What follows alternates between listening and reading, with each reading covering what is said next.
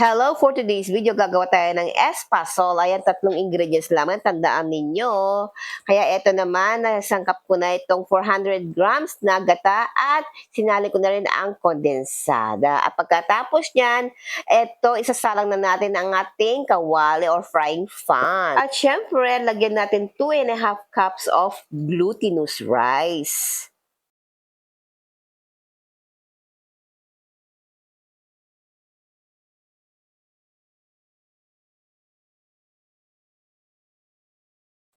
At eto, syempre, ang apoy natin, kailangan nasa low fire lang siya para hindi siya masunog.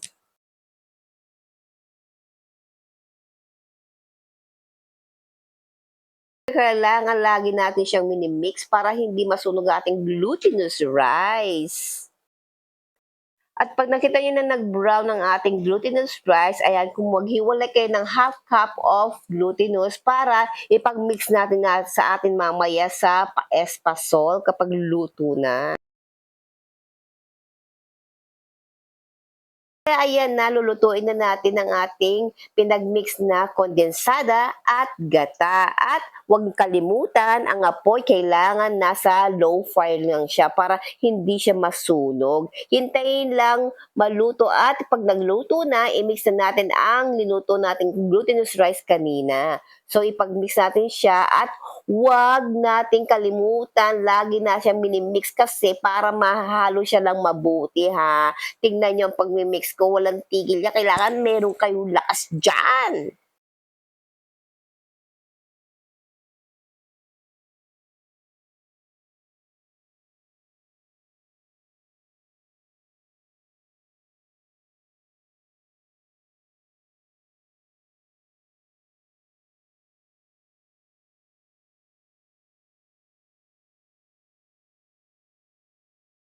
Kanina medyo creamy siya, ngayon hindi, nagiging face na siya mga kakikay ko. At tignan niyo naman 'pag naluluto na siya, 'yan, nagsama-sama na lahat, 'di ba? O luto na siya, ang ibig sabihin niyan. At pagkatapos na maluto at ihanda niyo na yung pinaghiwalay niyo ng half of glutinous rice sa lagayan.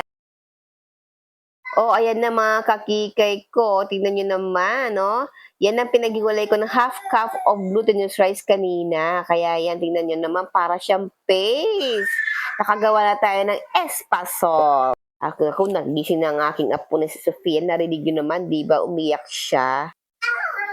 At syempre, kaya yan, ito na, pag pinagsama-sama nyo na, kailangan yung ilapat ng maigi, o, di ba? Ganyan-ganyan lang, hindi na ako gumamit ng gloves, ito na lang sandong spatula lang ginamit ko pang lapat, o, di ba? Mga kakikay ko, kitang-kita, takam na ba kayo?